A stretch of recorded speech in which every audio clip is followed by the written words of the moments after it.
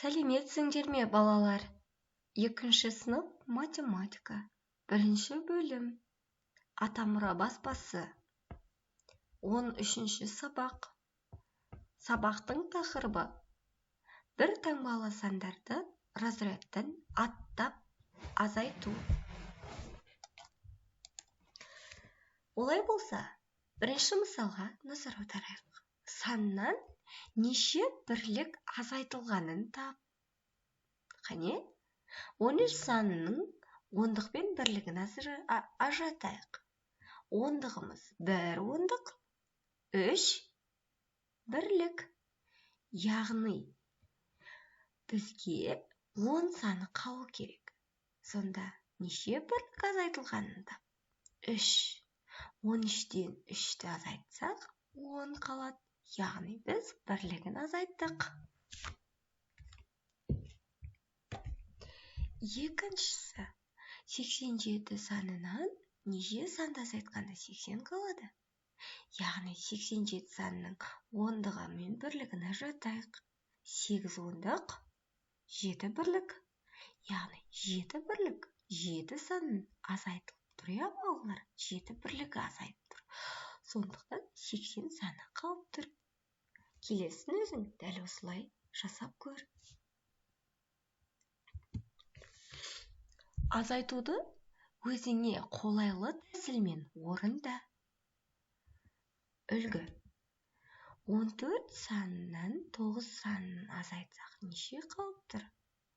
14-тен 4 азайтамыз, 5 болады.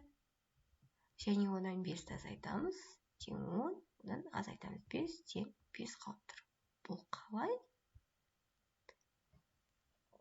Екіншісінде 14-тен 9 азайтамыз, 10-нан 9 азайтамыз, оған 4-ті қосамыз, тең 5. Екі үлгінің қайсысы саған ыңғайлы? Қане, бірінші үлгіде 14-тен 4-ті неге алдық? 14 дегеніміз 14-тің бірлігі 1, ондығы 1, бірлігі 4. Яғни ондық пен бірлікті жаттық па? 14-тен 1-ді азайтсақ 10 қалды, 10-нан 5-ті азайттық. Одан 5 шықты. Ал екінші үлгіде қалай жасадық? Ондықтан бірлікті азайттық. Одан бірлікті қостық. Екі амалдың қайсысы саған ыңғайлы?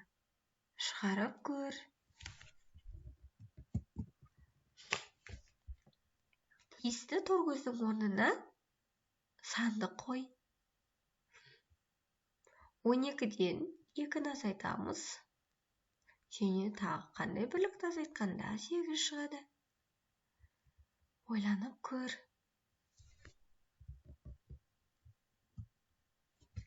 Есепті шығар. Әжемнің мерейтойына қонаққа 18 адам келді. Олардың 9-ы ересек адамдар, қалғаны балалар. Әжемнің мерейтойына неше бала келді? Есепті қандай амалмен шығардық? Түсіндір. Бірінші мерейтойға қонаққа неше адам келіпті? Қонаққа 18 дейміз. Олардың 9-ы ересек, балалары белгісіз. Бізде жалпы балалар қонаққа келген адамның саны 18, оның ішінде 18 адамның 9-ы ересек, қалғаны бала екен. Ал балалар белгісіз болып тұр. Бізге белгісіз балалар неше екен есептейік. Қане, олай болса, барлығынан, яғни барлық қонақ 18, одан ересектер белгілі аламыз. Барлығынан белгілі ересектер саны 9-ды азайтамыз. 18-ден 9 айтсақ 9, яғни балалар 9 екен. Айырмаларды салыстыр. 57-ден 13-ті азайтамыз. Яғни 57 деген 2 таңбалы сан, 13 деген 2 таңбалы сан. 2 таңбалы сандарды ажыратқанда ондықтар мен бірліктеріне, бірліктер мен бірліктері, ондықтар мен ондықтарды азайтамыз. Яғни бізде бірлігіміз 7, 13 санында 3, 7 мен 3-тің айырмасы 4. 5 пен 1-ді азайтсақ, 4 сонда 44 қалады екен. Екінші, 67 мен 24 санының айырмасының мәні, айырмасының мәнін табу үшін бірліктер мен бірліктерді азайтайық. 4 пен 3-ті азайтамыз. 7 мен 4-ті азайтамыз. 3 қалады. 6 мен 2-ның айырмасы 4. 46. Айырмаларды осылай салыстыруға болады. 6-шы мысал. Салыстыр. 1 сағат және 60 минут. 1 сағат көп па әлде 60 минут көп па? 1 сағатта неше минут бар еді? 60, яғни екеуі тең. 1 ай және 21 күн. 1 айда неше күн бар? 30, 31, 21 күн. Яғни қайсысы көп? 1 ай көп. 5 дециметр және 6 сантиметр. 5 дециметрімізді сантиметрге айналдырамыз. 1 дециметрде неше сантиметр бар еді? 10. Яғни 5 дециметрде 50. 50 көп пе? 6 көп пе? Яғни 5 дециметр көп деген сөз. 30 сантиметр және 3 дециметр.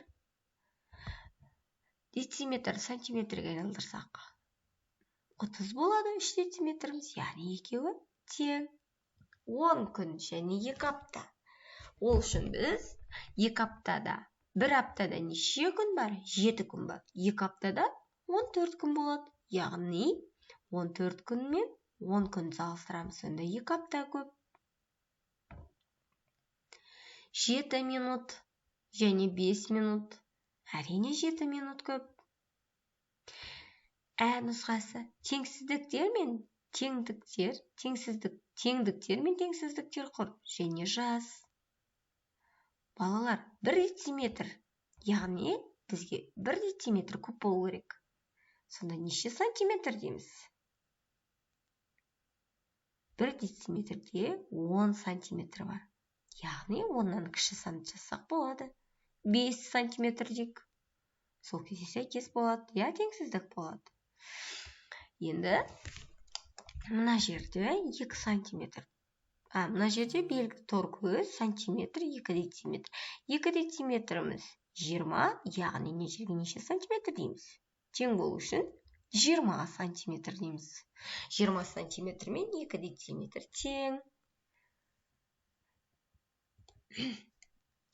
Дәл осылай қалғандарын өзің шығара алады деген ойдамын. Байқап көр. Бос түргіздің орнына тиісті санды қой. 11 мен 5-тің айырмасы нешеге тең?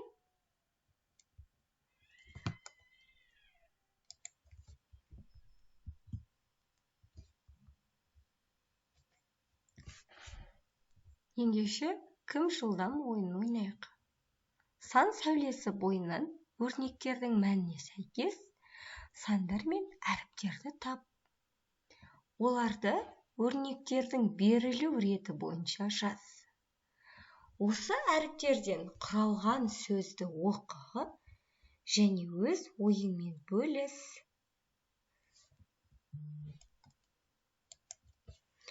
Ойлан, тап. Үйдің әрбір қабатында 4 пәтерден бар. 12-3 қабатта орналасқан пәтердің номері. 5-ші қабаттағы пәтердің номерін анықта. Балалар, бұны сендер таба алады деген үлкен сенімдемін. Олай болса, бүгінгі сабағымыз аяқталды. Келесі сабақта кездескенше сау болыңдар.